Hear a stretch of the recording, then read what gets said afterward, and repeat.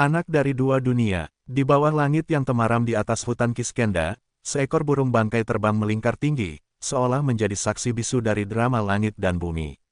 Di lembah tersembunyi di kaki Gunung Risyamuka, disitulah seorang anak terlahir, bukan dari rahim manusia, melainkan dari takdir yang menyilangkan dua dunia, dunia para wanara dan dunia para dewa. Ia adalah Anggada, putra Subali sang Raja Wanara, dan Anjani, putri Resi dari garis keturunan langit. Darah para dewa mengalir dalam tubuhnya, namun ia besar di tengah rimba, diajari cara melompat dari dahan ke dahan sebelum bisa mengucap kata.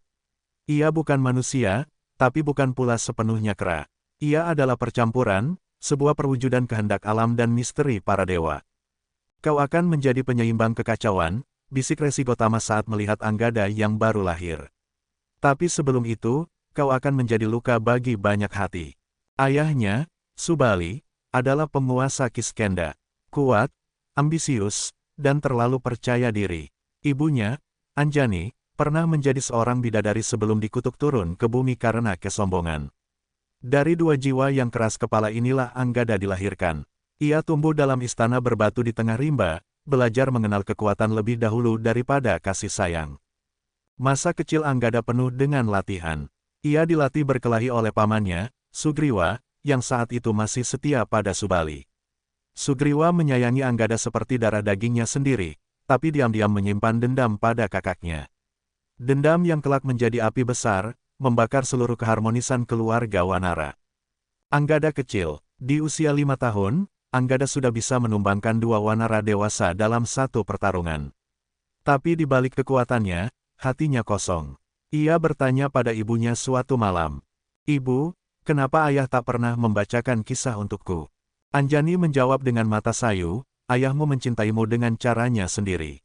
Dalam dunia para raja, cinta ditunjukkan lewat kekuasaan, bukan pelukan."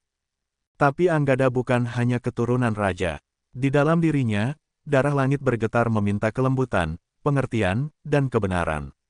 Di malam hari, ketika istana sunyi, Anggada sering berlari ke puncak pohon tertinggi dan memandangi bintang-bintang. Ia merasa mereka memanggilnya, seolah ada sesuatu di langit yang menunggunya untuk kembali. "Aku bukan milik dunia ini sepenuhnya," ucapnya lirih. "Tapi kemana aku harus pergi?" Ramalan rahasia. Suatu hari, seekor burung hantu putih datang membawa pesan. Bulu-bulunya seperti perak, matanya menembus kegelapan hati. Burung itu berkata, "Akan datang masa ketika kau harus memilih, menjadi pembela keadilan atau pewaris dendam." Anggada hanya diam, ia tak mengerti. Namun malam itu juga, peristiwa besar terjadi. Subali dan Sugriwa bertengkar hebat, pertengkaran yang kelak mengubah nasib kerajaan. Perseteruan dua bersaudara itu, dipicu oleh cinta, kekuasaan, dan fitnah, menjadi noda dalam sejarah para Wanara. Dan Anggada, di tengah semuanya, tak bisa memilih siapa yang benar. Menuju takdir, ketika Subali akhirnya tewas di tangan Rama, seorang pangeran manusia yang turun tangan membela Sugriwa, dunia Anggada runtuh. "Ayahmu dibunuh oleh manusia yang bahkan bukan dari hutan ini," ujar Anjani sambil menangis.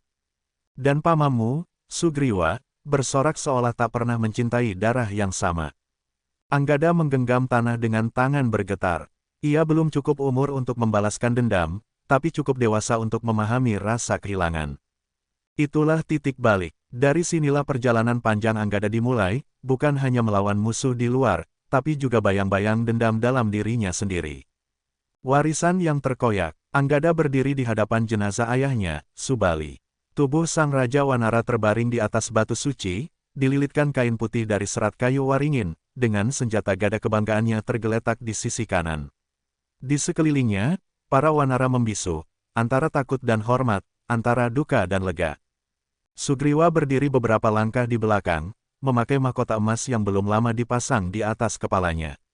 Ia kini adalah Raja Kiskenda yang sah, dengan restu dari manusia agung bernama Rama, pangeran dari kerajaan Ayodhya. Tapi di mata Anggada, semua itu adalah pengkhianatan. "Paman," kata Anggada dengan suara penuh luka, "apakah tidak ada lagi harga untuk darah saudara sendiri?" Sugriwa menunduk. Ia tahu Anggada berhak marah. Tapi di dalam hatinya, ia merasa benar. Subali telah mencuranginya, mengusirnya dari kerajaan, dan mengambil istri yang dulu adalah miliknya. Ia merasa Subali layak mendapatkan hukumannya.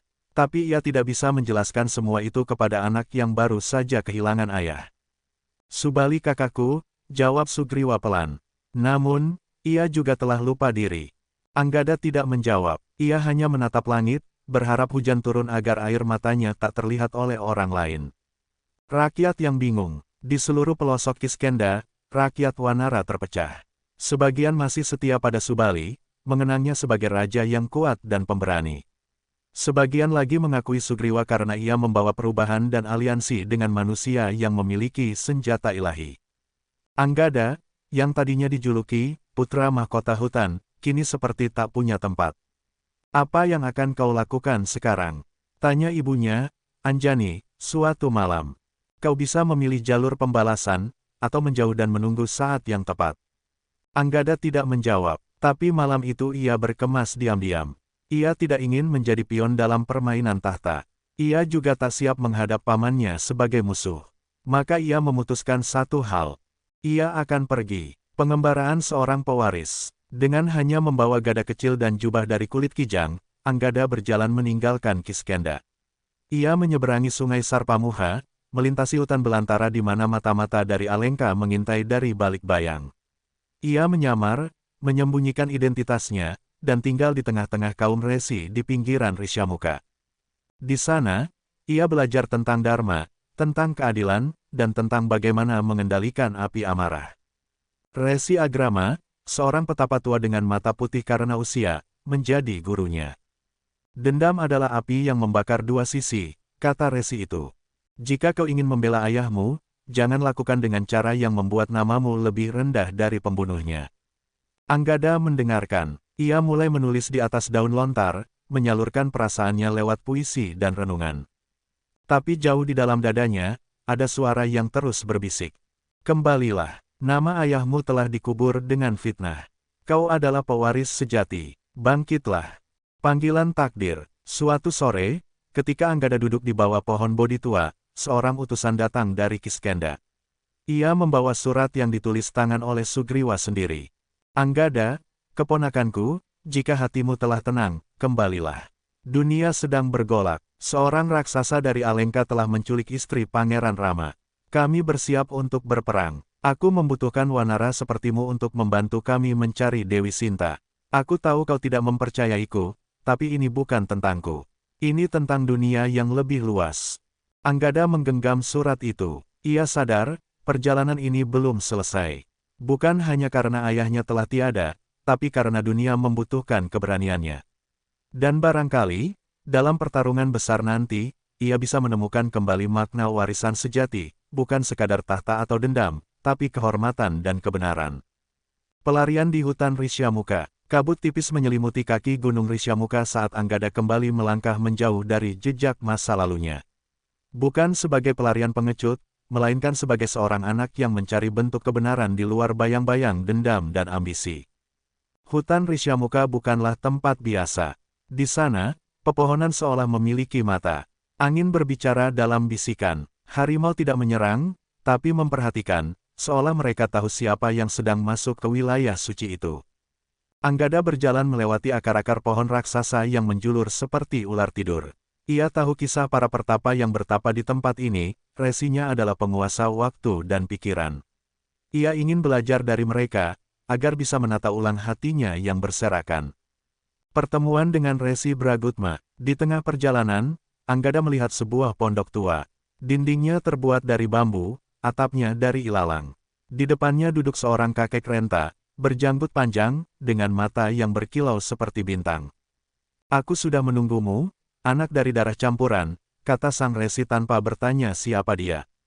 Kemarilah, duduk dan dengarkan langit. Namanya Resi Bragutma. Ia bukan resi biasa. Konon, ia adalah saudara seperguruan dari Resi Atri, dan bisa berbicara dengan hewan serta membaca ingatan dari dedaunan kering. Anggada duduk di hadapannya, dan sejak hari itu, dimulailah latihan batin yang berat. Latihan tanpa senjata. Di pagi hari, Anggada diminta berdiri di sungai yang arusnya deras sambil memegang segenggam pasir. Jika kau bisa menjaga pasir ini tak terhanyut selama 1 jam, maka kau sudah mengalahkan separuh amarahmu. Tiap kali pasir itu jatuh, Anggada harus memulai ulang. Ia melakukannya selama 7 hari 7 malam, hingga akhirnya ia bisa memegang pasir itu selama waktu yang diminta. Bagus, kata Resi Bragutma. Tapi itu baru permukaan. Ia kemudian diminta mendengarkan burung-burung selama sehari penuh, tanpa berkata apa-apa. Anggada mulai memahami bahwa semua makhluk punya bahasanya sendiri. Ia melihat bahwa kehidupan bukan hanya tentang menang dan kalah, tapi juga tentang menyatu. Godaan kegelapan, namun perjalanan ini tak selalu damai. Suatu malam, dalam meditasinya, Anggada mengalami penglihatan. Sosok ayahnya muncul dari kabut. Subali berdiri tegak, tubuhnya masih berdarah, matanya menyala dengan amarah. Anakku, kau diam di sini, sementara musuh ayahmu duduk di singgasana. Kau akan biarkan darah Wanara terkubur tanpa pembalasan. Anggada gemetar, tapi kemudian suara lembut Resi Bragutma menyelusup masuk ke dalam pikirannya. Itu bukan roh ayahmu, tapi bayangan amarah yang kau simpan. Pagi harinya, Anggada bangun dengan tubuh lemas. Tapi hatinya terasa ringan. Ia mulai sadar bahwa dendam tak bisa diusir dengan membunuh, melainkan dengan pemahaman dan arah yang baru. Panggilan dari selatan. Beberapa minggu kemudian, seekor burung Garuda kecil datang membawa pesan dari Kiskenda. Pesan itu singkat, Sugriwa telah bersekutu dengan Rama. Kami butuh kau sebagai bagian dari pasukan pencari Sinta. Dunia kini melangkah ke ujung perang. Pilihanmu menentukan sejarah. Anggada menatap burung itu, lalu melihat wajah Resi Bragutma. Pergilah, anakku, kau sudah cukup tenang untuk menghadapi gelombang. Tapi ingatlah, jangan bawa pedang dari masa lalu ke medan perang masa depan. Anggada mengangguk, ia mengepalkan tangan, bukan karena marah, tapi karena tekad. Kembali dengan nama baru, hari itu, Anggada meninggalkan Risyamuka. Ia sudah bukan anak kecil yang dipenuhi luka. Ia sudah menjadi seorang Wanara yang paham arti kehormatan, dan seorang putra yang tak hanya ingin membalas, tapi juga menghidupkan kembali nama ayahnya dengan tindakan yang terhormat. Ia kini siap menyusuri selatan, menuju petualangan baru, menuju panggilan besar yang telah ditentukan oleh para dewa dan alam semesta. Dan dunia, meski belum menyadarinya, sedang bersiap menyambut seorang pahlawan. Pertemuan dengan Rama, langit menjingga saat Anggada melintasi padang sabana yang membentang di selatan Kiskenda. Angin membawa bau lautan dan suara genta dari kejauhan. Di ufuk timur, awan gelap menggantung rendah, seolah alam pun menahan napas, menunggu pertemuan besar yang akan terjadi hari itu. Di bawah pohon asam tua di lembah Sitavana, pasukan Wanara berkumpul. Di tengah kerumunan itu, berdiri dua sosok yang berbeda dari semua makhluk di tempat itu, Rama, sang pangeran dari Ayodhya, dan adiknya Laksmana, keduanya bersenjata dan berwibawa. Mereka tengah berdiskusi dengan Sugriwa ketika suara langkah kaki mengalihkan perhatian mereka. Dia datang, bisik Taraf, istri Subali yang kini menjadi permaisuri Sugriwa. Semua menoleh, tatapan yang tak terelakkan. Anggada melangkah ke depan dengan dada tegap. Jubah kulit kijangnya bergerak tertiup angin, dan mata mudanya menyala bukan karena benci, tapi karena keyakinan. Ia berdiri hanya beberapa langkah dari Rama, lelaki yang telah menembakkan panah ke dada ayahnya. Hening menyelimuti pertemuan itu. Para Wanara menahan napas. Sugriwa tampak gelisah. Taraf memalingkan wajahnya. Hanya Rama yang tetap tenang, memandang Anggada dengan tatapan jernih. Pangeran Rama, ujar Anggada perlahan, suaranya dalam dan tegas. Aku adalah Anggada, putra Subali. Dan sebelum kita bicara tentang Sinta, izinkan aku bicara tentang ayahku. Rama mengangguk. Silakan, pertanyaan seorang anak. Anggada menatap mata Rama, lalu bertanya, mengapa kau membunuh ayahku dari balik bayangan? Mengapa tidak menantangnya seperti ksatria? Pertanyaan itu menggema di antara para Wanara dan membuat jantung Sugriwa berdegup kencang.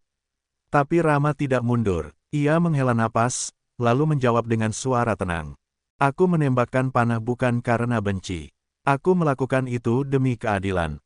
Ayahmu telah merampas tahta dan istri dari Sugriwa secara tidak sah.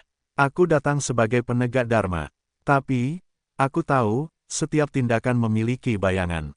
Dan aku tidak bisa menghapus lukamu. Rama kemudian menunduk. Kalau luka itu terlalu dalam, dan kau ingin menebusnya dengan pertarungan, aku siap. Tapi ingatlah, Anggada, dunia saat ini membutuhkan kita untuk bersama, bukan berperang. Pilihanku, bukan dendamku. Anggada terdiam lama. Angin meniup rambutnya. Mata para wanara tertuju padanya.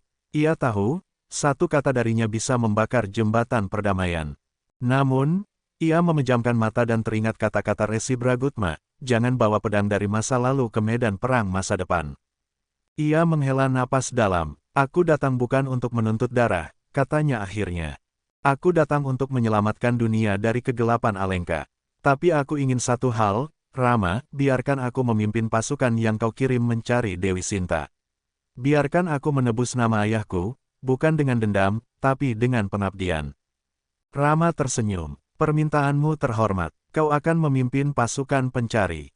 Dan dunia akan mengenal Anggada bukan sebagai putra dari Subali semata, tapi sebagai pahlawan dari terang. Tugas dimulai. Hari itu juga, Anggada ditunjuk menjadi pemimpin pasukan pencari. Ia akan menyusuri timur bersama Hanoman, Jembawan, dan wanara-wanara pilihan lainnya. Mereka akan menjelajah lembah, gunung, dan gurun demi menemukan jejak Sinta yang diculik oleh Rahwana, Raja Alengka.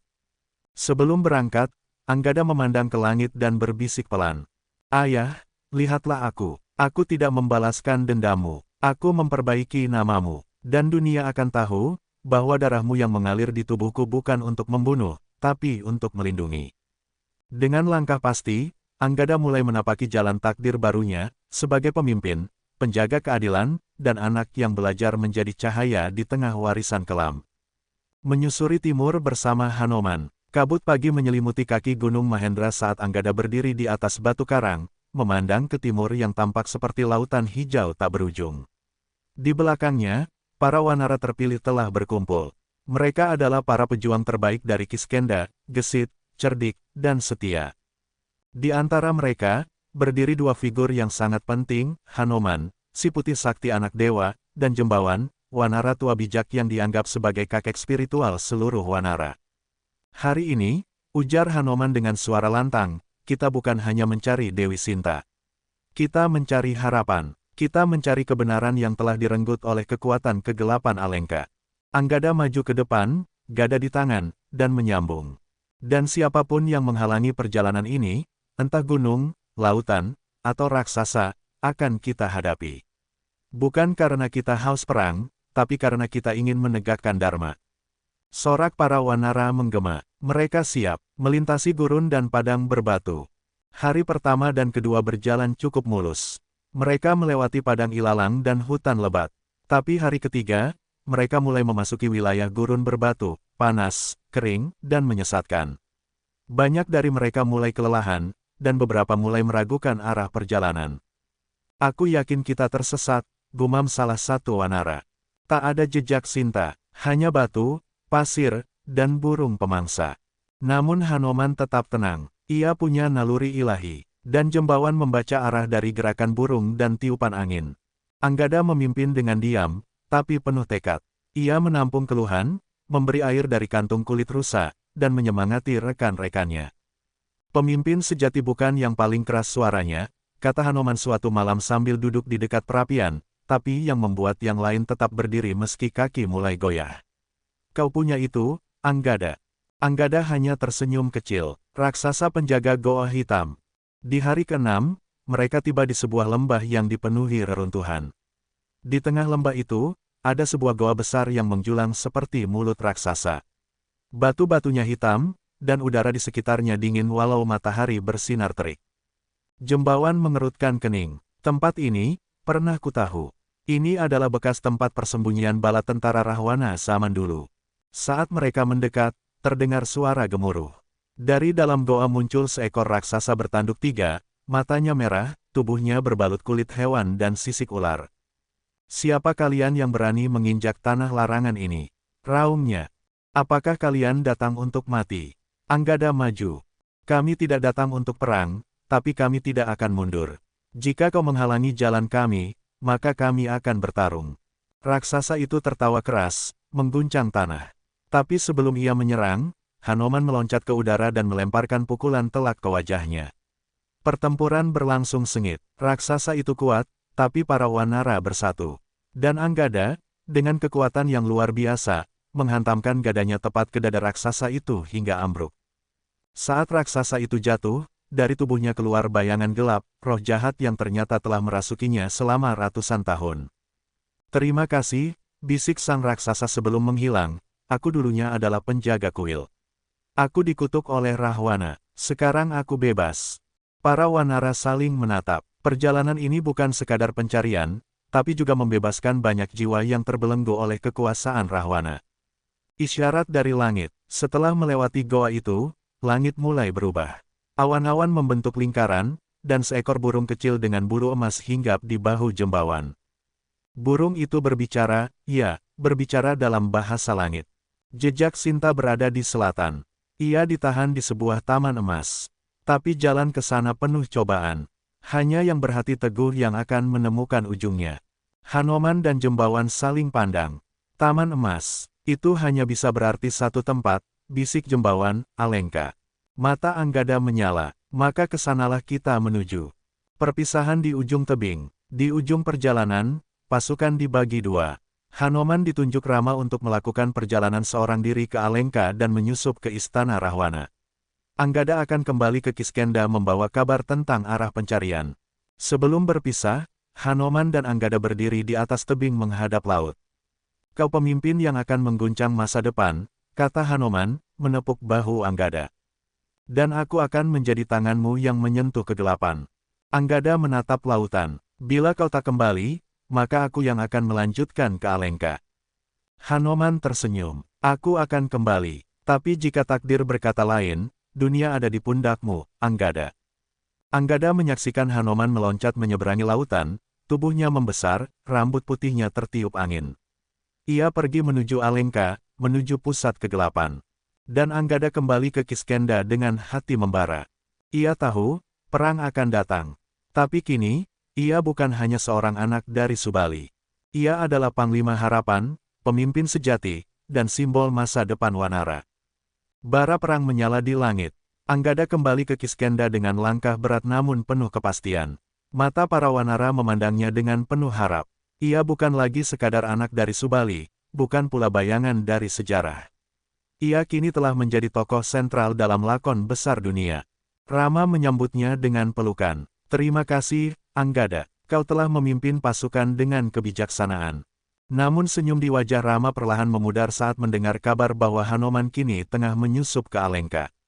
Waktu mereka kian menipis. Jika Rahwana mengetahui niat mereka, perang akan pecah sebelum mereka siap. Dan benar saja, 2 hari kemudian, langit berubah warna. Di kejauhan, burung-burung beterbangan dalam formasi aneh. Langit timur memerah bagai bara. Itu, tanda dari Hanoman, bisik jembawan. Ia telah membakar Alengka. Api yang membawa perang. Kabar tentang Hanoman yang menyusup ke Alengka, menyampaikan cincin Rama kepada Sinta, lalu membakar sebagian istana setelah dihina oleh Indrajit, membuat dunia berguncang. Para Wanara bersorak, tapi juga mulai merasa cemas. Rahwana pasti tidak tinggal diam. Dan benar saja. Dalam waktu singkat, burung Garuda pembawa pesan datang dengan gulungan emas berisi tantangan terbuka dari Alengka. Isinya singkat namun membara. Jika ingin mengambil kembali perempuanmu, datanglah ke Alengka. Kami akan menyambutmu dengan besi dan darah. Rahwana, Raja Alengka, rapat agung di Bukit Risyamuka. Rama, Laksmana, Sugriwa, Jembawan, dan Anggada berkumpul di sebuah bukit suci bernama Risyamuka untuk merancang strategi. Peta digelar di tanah. Jalan-jalan menuju Alengka dianalisis, jumlah bala tentara dikalkulasi. Sugriwa ingin melakukan serangan frontal. Tapi Jembawan menyarankan pendekatan diplomasi lebih dulu. Rama menoleh kepada Anggada. Apa pendapatmu, Putra Subali? Anggada mengangguk pelan. Biarkan aku mencoba mendatangi Alengka lebih dulu, sebagai utusan damai. Bila mereka menolak, barulah kita kirim perang. Semua terdiam. Laksmana menyipitkan mata. Itu sangat berani. Kau tahu mereka bisa saja membunuhmu begitu kau melangkah ke gerbang Alengka. Anggada tersenyum. Dan itulah sebabnya aku harus melangkah. Karena perdamaian hanya mungkin, jika kita punya cukup keberanian untuk menawarkannya. Perjalanan ke Alengka, dengan didampingi 2 wanara pilihan dan membawa surat dari Rama, Anggada menyeberangi samudera dengan kapal kecil, menantang ombak dan angin demi satu tujuan, menemui Rahwana. Pulau Alengka menjulang seperti istana surgawi yang tercabut dari langit. Gerbangnya tinggi, dan patung-patung penjaganya terbuat dari batu obsidian hitam. Aura kegelapan menyelimuti tempat itu. Anggada turun dari kapal dan melangkah ke tanah musuh. Pasukan raksasa segera mengepung, tapi ia mengangkat surat itu tinggi-tinggi. "Aku datang bukan membawa gada," teriaknya. "Aku datang membawa kata." Di hadapan Rahwana, istana Rahwana dipenuhi aroma dupa dan darah. Pilar-pilarnya tinggi, dan singgasana terbuat dari tengkorak dan emas. Rahwana duduk dengan mahkota berduri, matanya tajam seperti bara. Di sisinya, berdiri Indrajit, putranya yang sombong dan sakti. Di sisi lain, Sarpanaka, adik Rahwana, melirik Anggada dengan benci. "Jadi, kau anak kera yang dikirim Rama," ejek Rahwana. Anggada tidak menunduk. "Aku datang bukan sebagai pengemis, bukan pula sebagai ancaman. Aku datang sebagai wakil dari Raja Rama. Serahkan Sinta, dan tidak akan ada perang." Indrajit tertawa. "Dan jika kami menolak, maka dunia akan menyaksikan kehancuran Alengka," jawab Anggada. "Karena kebenaran tak bisa dibungkam selamanya." Rahwana berdiri, marah. Tapi sebelum ia bisa berkata apa-apa, tubuh Anggada menyala dengan cahaya dari Dewa Angin. Seluruh istana gemetar. "Aku putra dari Subali, cucu dari Mahabrahma, utusan dari penguasa Dharma. Bunuh aku, dan perang akan kau undang." Rahwana tak berani menyentuhnya. Ia memerintahkan pasukan untuk mengusir Anggada keluar dari istana. Tapi sebelum pergi, Anggada mencabut cincin di jarinya dan melemparkannya ke tanah. "Inilah lambang perdamaian yang kau tolak. Kini, langit akan menyaksikan jatuhnya Alengka." Kembali ke Rama, Anggada kembali ke pihak Rama, membawa kabar bahwa diplomasi telah gagal. Di pantai, para wanara menyambutnya. Rama memeluknya. "Kau telah melaksanakan tugasmu lebih dari yang bisa dilakukan manusia biasa. Kini, kita bersiap berperang." Anggada menatap ke laut, langit memerah, burung gagak beterbangan, ombak membawa bau besi dan darah. Dan di kejauhan, Alengka menunggu, terbakar oleh bara yang ia tolak. Perang besar di Alengka. Langit di atas Alengka telah kehilangan warna birunya. Awan kelabu dan merah kehitaman berputar-putar seperti naga raksasa menanti waktu. Di garis pantai, pasukan wanara dari segala penjuru telah berkumpul. Jumlah mereka ribuan, dari Kiskenda, Gunung Mahendra, hutan Dandaka, hingga bukit-bukit yang tak disebut dalam peta. Di barisan paling depan berdiri Anggada, tubuhnya dilapisi baju perang dari kulit macan putih dan perunggu. Di tangannya tergenggam gada pusaka peninggalan ayahnya, Subali. Di dadanya bergetar nyala semangat dari keturunan raja yang tak pernah tunduk pada kegelapan. Barisan pasukan wanara, Jembawan, dengan rambut perak dan tongkat bijaksananya, membacakan mantra perlindungan. Sugriwa berdiri di sebelah Rama, siap membuka serangan darat. Hanoman, yang telah kembali dengan luka-luka ringan, menepuk bahu Anggada. "Hari ini, bumi akan berguncang oleh langkah-langkah kita." Anggada tersenyum tipis, dan langit akan mengabadikan nama mereka yang berani berdiri untuk kebenaran. Benteng Alengka. Benteng Alengka bukanlah benteng biasa. Gerbangnya terbuat dari batu hitam dan besi surgawi. Di atas menara penjagaan, para raksasa telah bersiaga. Panah-panah besar, lembing berapi, dan mantra-mantra gelap telah disiapkan. Di balik tembok, Indrajit telah memimpin pasukan inti. Ia berdiri di depan ayahnya, Rahwana, dan bersumpah. "Ayah, aku akan membuat mereka menyesali keputusan ini. Tidak satu pun wanara akan kembali hidup." Rahwana tersenyum dingin. "Biarkan mereka datang. Langit ini akan menjadi saksi bahwa darah para pahlawan pun bisa ditumpahkan oleh tahta yang benar." Serangan pertama. Tanduk terang ditiup. Langit bergemuruh. Anggada meloncat paling depan. Gada di tangannya berputar laksana angin topan. Ia menghantam gerbang pertama dengan kekuatan maha dahsyat hingga batu-batu raksasa pecah berkeping. Pasukan wanara menyerbu masuk. Teriakan perang dan denting senjata bergema seperti petir yang tak putus. Lembing dilempar, panah menyambar, tubuh-tubuh beterbangan. Anggada menghadapi barisan raksasa penjaga gerbang. Satu persatu ia kalahkan, menghindari tombak, memukul mundur pasukan besar dengan gaya bertarungnya yang seperti badai. Pertarungan melawan Trisirah dan Mahodara. Dua jenderal raksasa muncul dari balik menara timur, Trisirah, si berkepala tiga, dan Mahodara, raksasa gemuk yang bisa memuntahkan api. Mereka menyerbu langsung ke arah Anggada.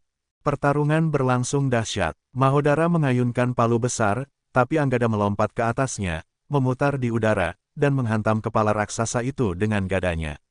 Suara dentuman menggema, membuat pasukan sejenak terdiam. Trisirah menyusul menyerang dari belakang. Ia menggunakan 3 pedang sakti dan memutari Anggada dengan kecepatannya. Tapi Anggada menutup mata dan menggunakan insting.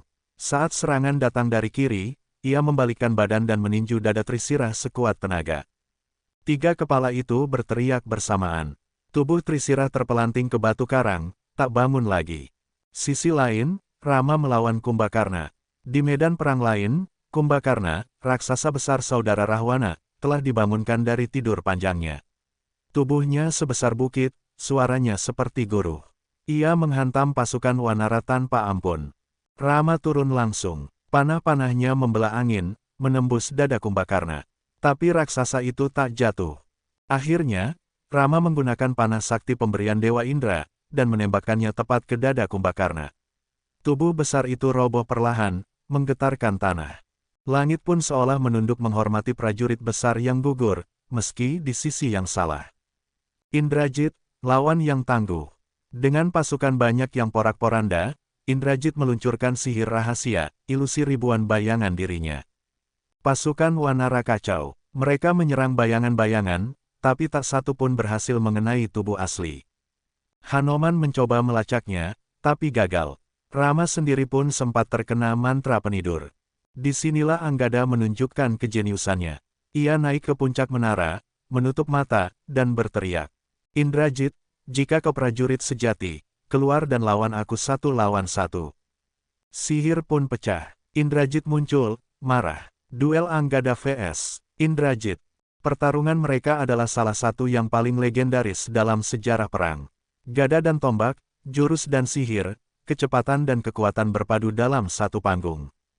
Indrajit melepaskan serangan-serangan sihir yang mematikan, tapi Anggada mampu bertahan, bahkan mengembalikan salah satu serangan menjadi ledakan balik. Akhirnya, saat Indrajit mencoba melompat ke udara dan melempar tombak sakti, Anggada menangkapnya di udara, memutar tubuhnya 3 kali, dan melemparnya ke tanah. Dengan satu ayunan gada ke dada, Indrajit tumbang, tidak mati, tapi dikalahkan dan kehilangan kekuatannya. Kemenangan sementara, Rahwana yang menyaksikan kekalahan putranya meraung di istana. Anak itu, siapa sebenarnya dia?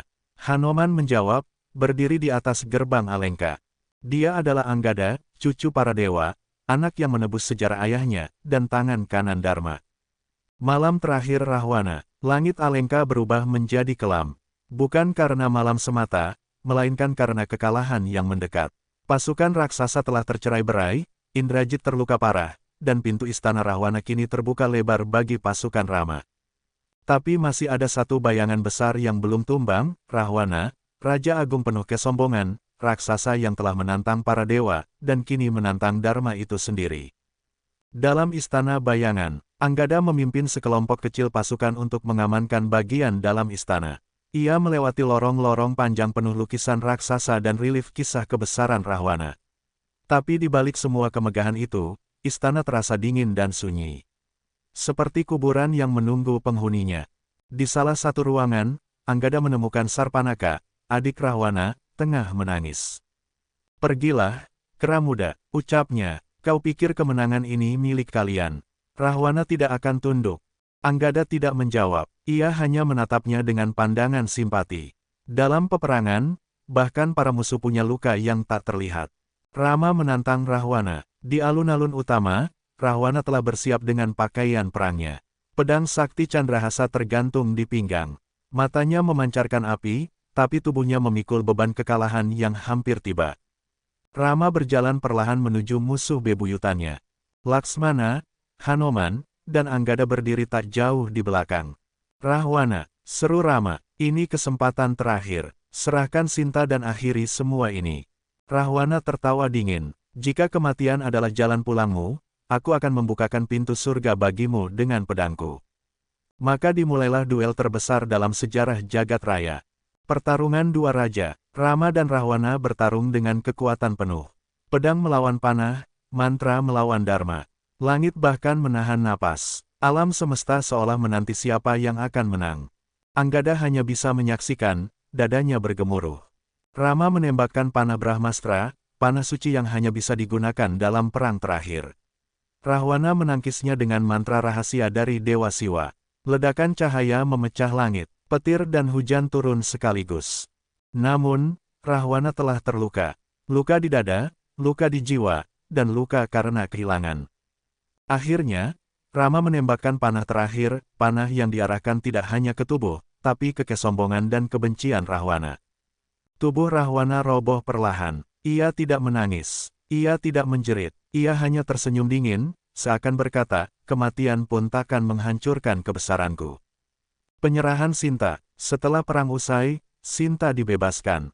Ia berjalan dengan kepala tegak, meski telah melewati penderitaan panjang. Rama menatapnya dengan mata sendu. Dunia boleh menganggapnya pemenang, tapi hatinya tetap luka. Sebab Dharma seringkali menuntut pengorbanan, bahkan terhadap orang yang paling dicintai. Anggada dalam diam. Saat malam datang, Anggada duduk sendiri di atap istana Alengka, menatap bulan yang mengintip dari balik awan gelap. Hanoman duduk di sebelahnya. Kau telah menjadi pahlawan, Anggada. Aku bukan pahlawan, jawab Anggada pelan. Aku hanya seseorang yang memilih untuk tidak membiarkan kegelapan menang. Kembali ke hutan, pasukan Wanara kembali ke Kiskenda. Rama dan Sinta melanjutkan perjalanan mereka ke Ayodhya. Sugriwa kembali bertahta, tapi Anggada memilih pergi. Ia meninggalkan istana dan berjalan ke hutan sendirian. Kemana kau akan pergi? Tanya Hanoman. Anggada menatap pepohonan tinggi, ke tempat yang belum dicatat dalam cerita. Ke tempat di mana aku bisa menjadi diriku sendiri, bukan hanya bayangan ayahku, bukan hanya prajurit perang. Hanoman memeluknya. Kau adalah angin yang bebas. Terbanglah setinggi langit, sahabatku. Akhir yang tenang. Bertahun-tahun kemudian, orang-orang hanya mengenang Anggada sebagai pahlawan. Tapi tak ada yang tahu di mana ia tinggal, atau bagaimana akhir hidupnya. Beberapa orang mengatakan ia menjadi resi di pegunungan. Yang lain bilang ia berubah menjadi cahaya dan bersatu dengan semesta. Namun yang pasti adalah, Anggada tidak pernah mencari kejayaan. Ia hanya ingin menegakkan kebenaran. Dan dalam sunyi, ia menemukan kedamaian yang bahkan perang pun tak bisa rebut. Anggada sang resi, kehidupan setelah perang. Hari-hari kemenangan berlalu seperti angin musim semi. Kiskenda kembali damai, Ayodhya bersinar kembali dengan kehadiran Rama dan Sinta, dan kisah perang besar melawan Alengka menjadi legenda yang diceritakan turun-temurun. Namun, di tengah semua pujian dan cerita kepahlawanan, Anggada memilih jalan yang berbeda. Ia tidak tinggal di istana. Ia tidak kembali ke singgasana warisan Subali. Ia hanya membawa pakaian sederhana, tongkat kayu, dan hatinya yang damai, lalu berjalan menuju keheningan. Menapaki jalan sunyi, Anggada menempuh perjalanan panjang. Ia menyusuri hutan Dandaka, melintasi sungai-sungai yang dahulu menjadi medan tempur, dan menapaki lereng-lereng gunung tinggi di wilayah yang belum dikenal manusia. Setiap langkah bukan untuk menjauh dari dunia, tapi untuk lebih dekat dengan kebenaran batin. Di puncak sebuah gunung sunyi, Anggada membangun pondok dari kayu. Tak ada singgasana, tak ada prajurit, hanya udara dingin, suara burung, dan langit yang luas sebagai atapnya. Kehidupan sebagai resi. Di tempat itu, Anggada dikenal sebagai Resi Anggadaditya, yang berarti matahari yang terbit dari dalam diri. Ia menerima siapapun yang datang. Para petani, musafir, bahkan mantan prajurit Alengka yang tersesat. Tak ada dendam, tak ada kasta. Ia mengajarkan Dharma dalam bentuk paling sederhana, kebaikan hati, keberanian dalam sunyi, dan kejujuran terhadap diri sendiri. Dulu aku mengayunkan gada untuk menegakkan kebenaran, katanya pada seorang anak yatim. Sekarang, aku cukup menanam benih dan membiarkannya tumbuh. Kunjungan dari Hanoman. Suatu hari, bertahun-tahun kemudian, Hanoman datang ke gunung tempat Anggada tinggal. Rambutnya sudah memutih, tapi kekuatan dan semangatnya masih menyala. Kau telah menjadi cahaya bagi banyak jiwa, sahabatku, kata Hanoman. Anggada hanya tersenyum. Kau tahu, aku tak pernah berniat menjadi cahaya. Aku hanya ingin tidak menjadi bayangan. Mereka duduk bersama hingga malam, berbagi cerita lama, tertawa tentang kenangan perang, dan merenung dalam diam. Hanoman meneteskan air mata saat hendak pergi. Aku bangga padamu, bukan sebagai pahlawan perang, tapi sebagai manusia. Wafatnya sang resi. Suatu pagi yang sangat hening, saat matahari pertama menyentuh puncak gunung, Anggada duduk bersila di depan podoknya. Ia memandang matahari, lalu menutup mata perlahan. Napasnya berhenti, bukan karena sakit atau luka, tapi karena waktunya telah tiba. Burung-burung diam, angin berhenti. Di langit, terlihat seberkas cahaya menyala, seolah jiwa Anggada lepas dari tubuhnya, menjelma sinar yang menyatu dengan semesta. Warisan sejati. Murid-murid Resi Anggadaditya menulis ajarannya dalam lontar dan menyebarkannya ke seluruh negeri. Tapi ajaran yang paling penting adalah yang tidak tertulis. Bahwa keberanian sejati bukan hanya di medan perang, tapi dalam memilih hidup yang benar saat dunia memberimu jalan pintas. Bahwa kebaikan tidak selalu datang dalam bentuk pahlawan besar, tapi bisa hadir dalam senyum resi yang menanam pohon untuk burung-burung. Anggada bukan hanya putra Subali, bukan hanya panglima perang, bukan hanya pewaris tahta Kiskenda. Ia adalah perwujudan dari perubahan, dari pengampunan, dan dari kekuatan untuk memilih jalan damai di atas jalan kekuasaan. Kini, dalam cerita-cerita tua yang diceritakan di sekitar api unggun, nama Anggada disebut dengan hormat. Anak-anak menyebutnya pahlawan bijak, para resi menyebutnya kawan cahaya, dan para dewa pun tersenyum saat namanya diucapkan. Di langit, di dalam diri. Di suatu malam penuh bintang, seorang anak bertanya kepada ibunya, "Bu, apakah Resi Anggada benar-benar ada?" Ibunya tersenyum, memeluk sang anak, dan menjawab, "Dia ada di dalam setiap orang yang berani memilih kebaikan meski dunia menertawakannya. Dia ada di dalam dirimu, jika kau hidup dengan hati yang bersih dan keberanian yang tenang."